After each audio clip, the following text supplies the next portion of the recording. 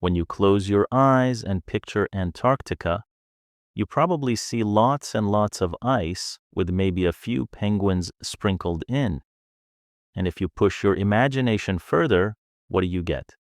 Likely even more ice. After all, the continent alone holds 90% of the Earth's total glacier ice, and in some places it's miles or kilometers thick. To many, Antarctica has always been like this and will presumably remain so. However, that's not actually correct. Once upon a time, not only did Antarctica have far less ice, it was instead a world of lush greenery, bizarre animals, and eventually a rather tragic ending. Truly a lost world. While Antarctica today is known as the loner of the 7 continents, sharing no natural borders, it used to be much more social. It was located further north and closer to other continents. For millions of years, it was connected to South America and Australia, or at least had land bridges, allowing many forms of life to use Antarctica as a stepping stone over time, including dinosaurs. We know this because researchers have found sauropod skulls in all 3 continents that are nearly identical, implying dispersion across the land masses. Alongside passing dinosaurs and other animals, some even settled in Antarctica, as it was much warmer during the Mesozoic due to its northern latitude and globally higher temperatures. The mean air temperature during the Cretaceous was around 12 degrees Celsius, 53 degrees Fahrenheit, warmer than modern Germany. Instead of just a few hardy animals like today, Antarctica then teemed with dinosaurs, theropods, ankylosaurs, hadrosaurs. In the waters, sharks and marine reptiles swam in abundance. The weather was more temperate, precipitation higher, and the landscape unrecognizable compared to today. Expansive rainforests dominated by conifers, ferns, angiosperms, and ginkgos. In other words, there was no hint that you were even in Antarctica, even ignoring the dinosaurs. Of course, dinosaurs, or at least the non-avian ones, are long gone from Antarctica.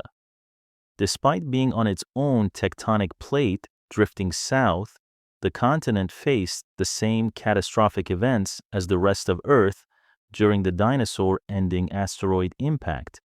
A massive tsunami likely struck its coasts, while heated air caused fires that consumed forests. Even after the fires subsided, the dust, sulfur, and debris blocked sunlight, cooling the planet and eventually freezing much of Antarctica.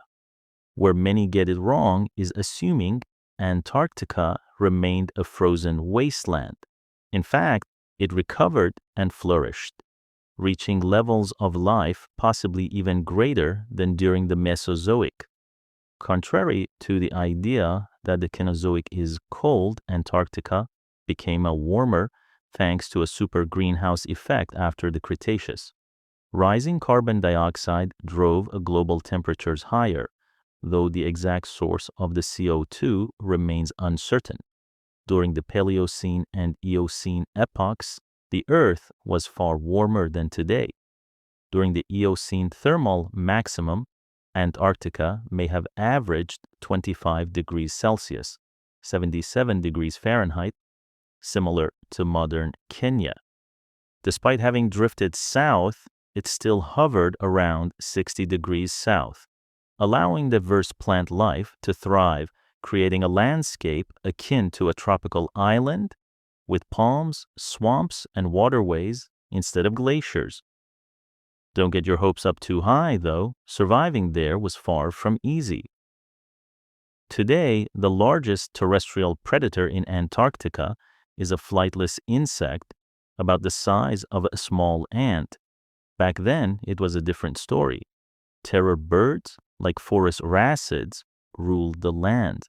Though usually associated with South America, land bridges allowed them to spread to Antarctica until around 40 million years ago.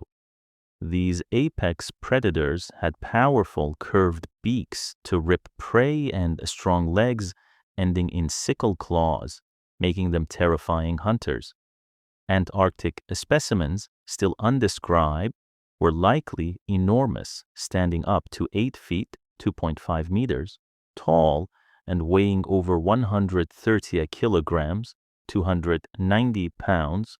Agile and fast, they could run at the speeds over 50 kilometers per hour, hunting both forests and grasslands. So, what did these terror birds eat?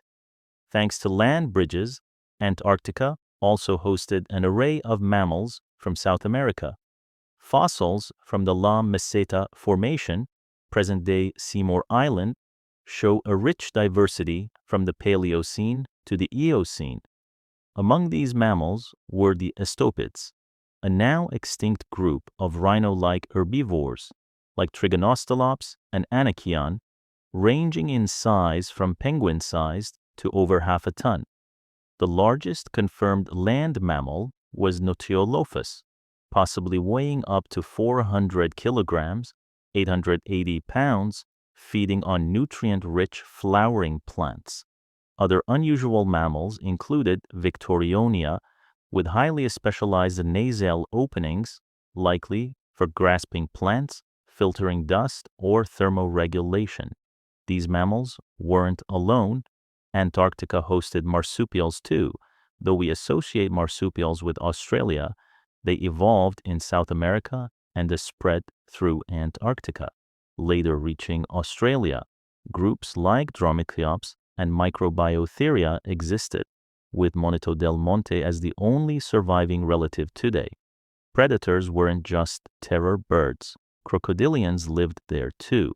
Fossils show a giant croc osteoderm matching specimens from 7 meters, 23 feet, Crocs, about 15% larger than the largest recorded saltwater croc. Likely opportunistic ambush hunters, these crocs dominated rivers, deltas, and possibly coastal waters, preying on mammals, penguins, and anything else that ventured too close. Penguins, surprisingly, were already in Antarctica, evolving along its coasts around 60 million years ago. At the time, Antarctica was a penguin paradise. 16 species lived there, including 3 giant penguins like Anthropornis and Palaeodiptes. Standing over 2 meters, 6 feet 9 inches, and weighing 108 to 116 kilograms, 238 to 256 pounds, larger than a jaguar. They could hold their breath for over 40 minutes, hunting squid, fish, and krill, but they were not safe from crocs or other predators. The waters themselves were dangerous. Prehistoric whales, like a massive, undescribed basilosaur, may have reached 12 meters, 40 feet, preying on giant turtles and fish. Other whales, like Lanocetus, were colossal and possibly bloodthirsty, feeding via suction on fish, penguins, and sharks. Sharks were abundant, with requiem, goblin, carpet, kitefin, longnose, seven-gill, hound, smooth hound, sand angel, and saw sharks, plus extinct basking sharks and the ancestors of makos. Apex predators included Odus suavi, or 6 meters 20 feet, and Odus arculus, 9.5 meters and 31 feet. Both terrifying coastal hunters, likely preying on fish, turtles, other sharks, and whales. Birds also thrived. Some paleontologists suggest that the first modern birds evolved in Antarctica, and the continent may have served as a refuge after the KPG extinction. This high diversity of birds, alongside crocodiles, mammals, and sharks, paints a picture of a chaotic, vibrant, and perilous lost world. Antarctica as you've never imagined it. All right, that's all for today, but hey, I want to hear from you. Drop your thoughts in the comments below because I read every single one. If you enjoyed this video, smash that like button, share it with your friends who'd love it, and of course, hit subscribe so you don't miss the next crazy thing we dive into. Let's make this community unstoppable.